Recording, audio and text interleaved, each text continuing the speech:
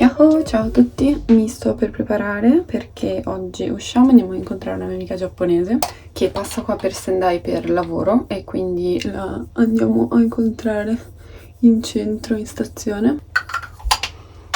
E poi dato che ci siamo compro anche delle cose perché voglio fare un regalo al papà, quindi approfittiamo per fare passeggiata con passeggino. Andiamo!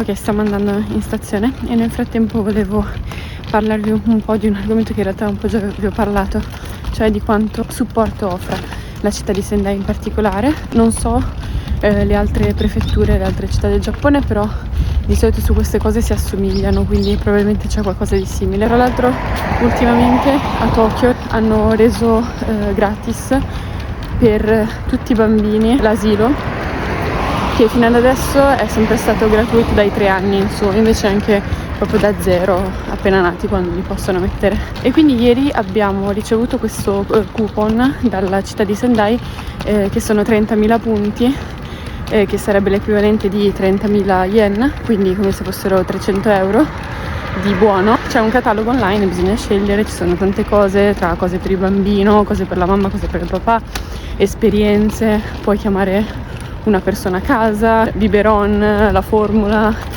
giochi, anche alcune cose elettrodomestici, cose per cucinare, c'è un po' di tutto, quindi basta scegliere quello che si vuole. Non è appunto la prima volta che ci supportano in questo modo tramite supporto economico, cioè che poi è materiale ma comunque super utile. La prima volta è stata quando siamo andati proprio a dichiarare la gravidanza, cioè al municipio tu vai e dici sono incinta e quindi si registra la gravidanza e subito dopo qualche mese ti arrivano il corrispettivo di 500 euro sul conto da usare per te oppure per il bambino, insomma come si vuole. Io ci ho comprato un po' di cose per la maternità, quel cuscino della gravidanza, non so se avete presente, comunque che è stata una grande svolta, e anche il cuscino per allattare. Poi ci sono 5.000, faccio sempre il corrispettivo, non sono proprio uguale, però vi parlo come se fosse facendo una relazione tra il prezzo e lo stile di vita e il costo della vita qua. Quindi sono come se fossero 5.000 euro di supporto per il parto, perché costa, e qua il sistema è un po' diverso dall'Italia. Comunque con quei 5.000 euro praticamente copri quasi tutte le spese del parto, che vuol dire stare in ospedale eccetera e partorire. Poi c'è un altro supporto che danno addirittura dopo, che sono come se fossero 1.400 euro che mi devono ancora arrivare, e si fa dopo che nasce e devi fare un'applicazione.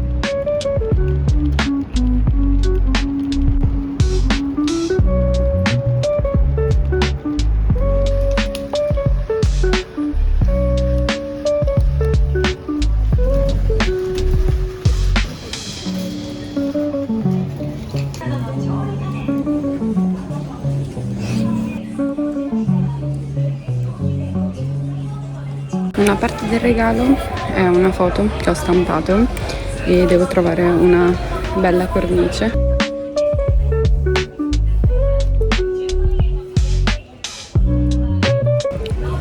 Sono un po' indecisa, mi sa che prendo questa e mi sa che ne prendo 2, poi decido. Una così, un po' magari una così, di questa dimensione. Sì, poi mi sa che prendo questa qua, mi sembra molto carina.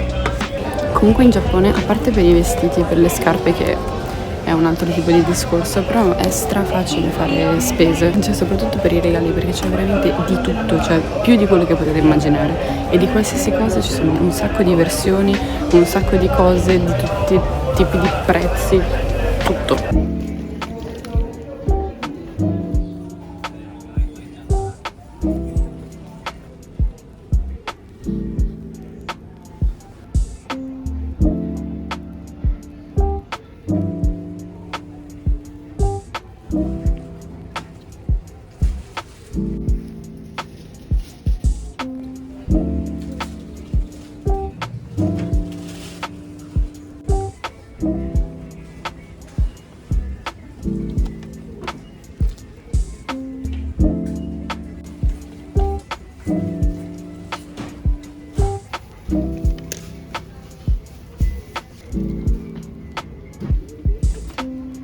Ho ancora un po' di tempo prima di vedermi con la mia amica, quindi penso che andrò da Muji per cercare dei piatti perché li ho rotti tutti.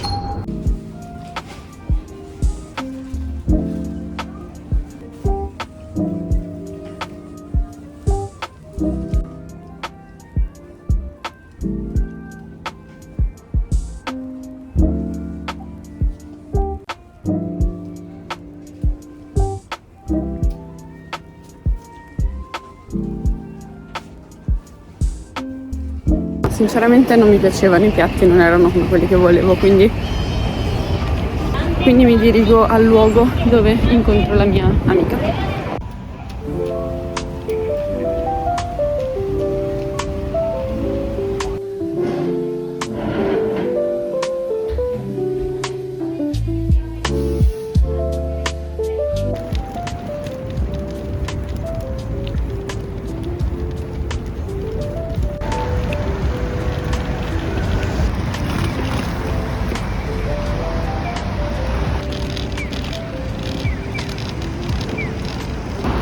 Stiamo tornando a casa, è stato un pomeriggio molto piacevole e questa mia amica è appunto una ragazza giapponese di Osaka e il tema delle amicizie in Giappone è una cosa che spesso viene trattato anche da altre persone straniere che vivono qua e noto come tutti quanti dicono più o meno la stessa cosa, cioè che è molto difficile fare amicizia. Sono completamente d'accordo, io sono stata molto fortunata, va un po' anche a fortuna ovviamente, però ho notato che ci sono delle persone molto estrose che magari a loro volta fanno fatica proprio nonostante siano giapponesi a fare amicizia pure loro con altre giapponesi. Questa ragazza è molto estroversa, molto aperta mentalmente, flessibile insomma, e quindi è proprio come avere un'amica come se fosse europea, che è però una cosa molto particolare perché di solito ci sono tutte delle regole comportamentali completamente diverse, un modo di rapportarsi molto diverso e anche un rapporto con gli stranieri diverso, quindi niente, sono molto contenta e adesso con calma torniamo a casa. Ci vediamo nel prossimo video, ciao ciao!